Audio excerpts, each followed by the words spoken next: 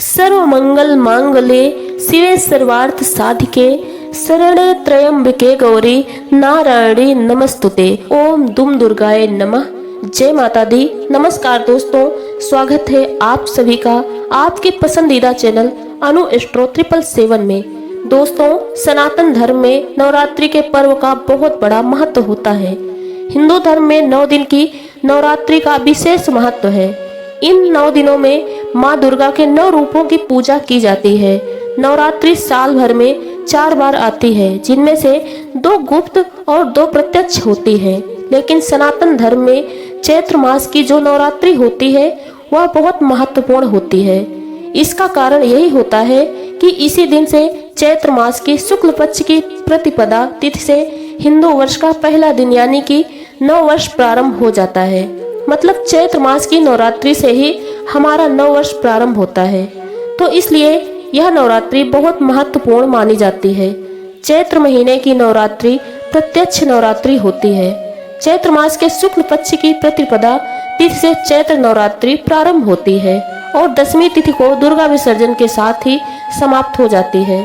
आज की इस वीडियो में आपका कंफ्यूजन हम दूर करेंगे कि साल 2024 की चैत्र नवरात्रि कब से प्रारंभ हो रही है, 8 या फिर 9 अप्रैल से, और कब समाप्त होगी, और कलश की स्थापना करने का शुभ मुहूर्त क्या होगा। लेकिन वीडियो को पूरा देखिएगा, तभी आपका कंफ्यूजन दूर होगा। और साथ ही हम जानेंगे कि नवरात्रि इस बार कितने दिन की है और चैत्र मास की नवरात्रि में माँ दुर्गा के आने की सवारी क्या होगी। नवरात्रि प्रारंभ होने से पहले आपको किन किन बातों का ध्यान रखना है और नवरात्रि में किन मंत्रों का जप करना है, संपूर्ण जानकारी आपको आज की इस वीडियो में पूरी देने वाली हूँ। तो इसीलिए आज की ये वीडियो बहुत ही महत्वपूर्ण है। वीडियो को पूरा जरूर देखिएगा, लेकिन वीडियो को शुरू करने से पहले पूरी श्रद्धा के साथ एक बार कमेंट बॉक्स में जय माता दी का जयकारा जरूर लगा दीजिए। माँ भगवती दुर्गा की कृपा सदैव आप और आपके समस्त परिवार पर बनी रहे। और वीडियो को लाइक करके चैनल को सब्सक्राइब जरूर कर दें और साथ ही बेल आइकन जरूर प्रेस कर दें। बेल आइकन दबाना बिल्कुल ना भूलें। दोस्तों, नवरात्रि के यह 9 दिन बहुत ही पवित्र माने जाते हैं। इन 9 दिनों में भक्त अपनी श्रद्धा अनुसार माता रानी की पूजा करते हैं।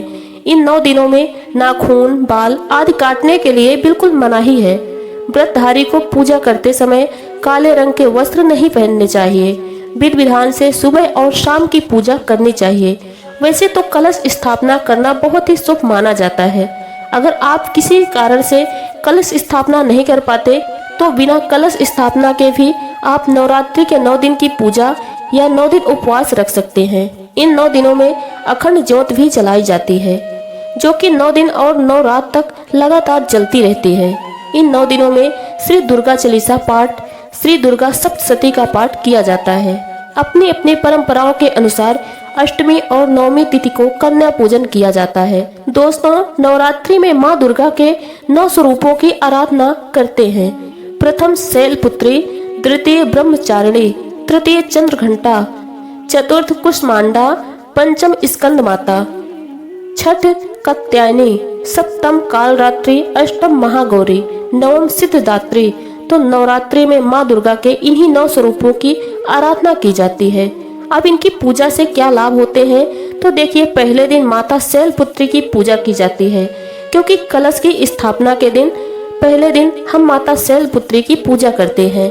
माता शैलपुत्री जो कि हिमालय की पुत्री है, सफेद रंग उनको बहुत प्रिय है और इनकी पूजा करने से सभी प्रकार की कामनाएं, मनोकामनाएं पूर्ण होती हैं। दूसरे दिन माता ब्रह्मचारिणी की पूजा की जाती है। इनकी पूजा से वैराग्य बढ़ता है, सदाचार आता है और संयम बढ़ता है। नवरात्रि के तीसरे दिन माता चंद्रघंटा की पूजा की जाती है। कहा जाता है कि माता चंद्रघंटा की पूजा से मानव सांसारिक कष्ट से मुक्ति पा जाते हैं। नवरात्रि के चौथे दिन माता कुष्मांडा की पूजा की जाती है और इन्हें मालपुआ का भोग लगाया जाता है। माता कुष्मांडा की पूजा करने से हर प्रकार की मनोकामनाएं, सुख समृद्धि, सौभाग्य सब कुछ प्राप्त होता है। 5वें दिन माता दुर्गा के 5वें स्वरूप माता स्कंद की पूजा की जाती है और माता को केले का भोग लगाया जाता है। इनकी पूजा से संतान की प्राप्ति होती है। संतान को अच्छे स्वास्थ्य की प्राप्ति होती है, दीर्घायु की प्राप्ति होती है। नवरात्रि के छठे दिन माँ दुर्गा के छठे स्वरूप यानी माता कात्यायनी की पूजा अर्चना की जाती है। इनकी पूजा करने से विवाह में आ रही बाधाएं दूर होती हैं, मनचाहे जीवन साथी की मनोकामना पूर्ण होती है और दाम्पत्य जीवन सुखमय होता है। रूप आकर्षण में वृद्धि होती है। शास्त्रों के अनुसार माता कात्यायनी ब्रज की अधिष्ठात्री देवी हैं। इनकी पूजा गोपियों ने भी की थी जब उन्हें श्री कृष्ण का प्रेम चाहिए था। इसलिए मन चाहे जीवन साथी की कामना से या शीघ्र विवाह की कामना से माता कात्यायनी की आराधना करनी चाहिए। 7वें दिन यानी कि नवरात्रि के 7वें दिन माता कालरात्रि की पूजा की जाती है और माता कालरात्रि की पूजा करने से शत्रुओं से मुक्ति मिलती है। इसके अलावा रोग, दुख, दुर्घटना, अकाल मृत्यु इस प्रकार के भय से मुक्ति मिल जाती है। शनि, राहु, केतु, शनि पीड़ा से मुक्ति मिल जाती है। तो माता कालरात्रि की पूजा नवरात्रि के 7वें दिन करने से यह समझ लीजिए कि कष्टों से मुक्ति मिल जाती है। नवरात्रि के 8वें दिन माता महागौरी की पूजा की जाती है और महागौरी की पूजा करने से मनुष्य के सभी कष्ट समाप्त हो जाते हैं। घर में सुख समृद्धि आने लग जाती है। सुख समृद्धि, संतान, सौभाग्य, कोई भी ऐसी कामना नहीं है जो माता महागौरी की पूजा करने से पूरी ना हो जाए। इसलिए नवरात्रि के 8वें दिन विशेष रूप से महागौरी की पूजा की जाती है। नवरात्रि का 9वां दिन बहुत ही विशेष होता है क्योंकि इस दिन हम माता सिद्धिदात्री की पूजा करते हैं और नवरात्रि के 9 दिन की जो हमारी पूजा आराधना होती है, मतलब नवरात्रि में जो हमारी पूजा आराधना होती है, मंत्रों का जप होता है या जो भी कामना लेकर हम पूजा करते हैं, वह सभी फल हमें माता सिद्धिदात्री की पूजा से प्राप्त होते हैं। तो यह जो नवरात्रि के 9 दिन होते हैं जिसमें माता की अलग अलग स्वरूपों पूजा आराधना करते हैं, हर पूजा का हर स्वरूप अपना अपना महत्व होता है और प्रत्येक दिन की पूजा इसलिए महत्वपूर्ण मानी जाती है। तो नवरात्रि में प्रतिदिन पूजा विधि की वीडियो आपको हर रोज मिलेगी। आप लोग चैनल से जुड़े रहिएगा और अब जानेंगे कि नवरात्रि कब से प्रारंभ हो रही है, कब समाप्त हो रही है। लेकिन उससे पहले वीडियो को लाइक जरूर कर दें और चैनल को सब्सक्राइब कर दें। इस बार साल 2024 में 9 अप्रैल मंगलवार से चैत्र नवरात्रि प्रारंभ होगी जो कि 17 अप्रैल बुधवार को समाप्त हो जाएगी। नवरात्रि में मंगलवार और शनिवार के दिन मां का आगमन घोड़े पर होता है जिसे अशुभ माना जाता है, बहुत ज्यादा शुभ नहीं मानते। ऐसे में इस बार मां दुर्गा घोड़े पर सवार होकर धरती पर पधारेंगी। कलश स्थापना की तिथि और मुहूर्त भी जान लीजिए। 9 अप्रैल मंगलवार को प्रतिपदा तिथि को जो कि सुबह 6:02 से 10:01 तक रहेगा। अगर आप इस समय कलश स्थापना न कर पाए तो अभिजीत मुहूर्त यानी कि सुबह 11:57 से 12:48 के बीच में कलश स्थापना कर सकते हैं। अगर आप सुबह नहीं कर पाते तो ऐसे में जो भक्त नवरात्रि का व्रत धारण करना चाहते हैं, पहली बार व्रत धारण करना चाहते हैं, तो इस बार की नवरात्रि से अपना व्रत प्रारंभ कर सकते हैं। जो कुछ विशेष दिनों के व्रत धारण करना चाहते हैं जैसे कि सोमवार या फिर शुक्रवार या शनिवार इत्यादि, अगर आप कोई वार के व्रत भी शुरू करना चाहते हैं तो नवरात्रि में व्रत प्रारंभ कर सकते हैं। ये बहुत ही श्रेष्ठ माना जाता है।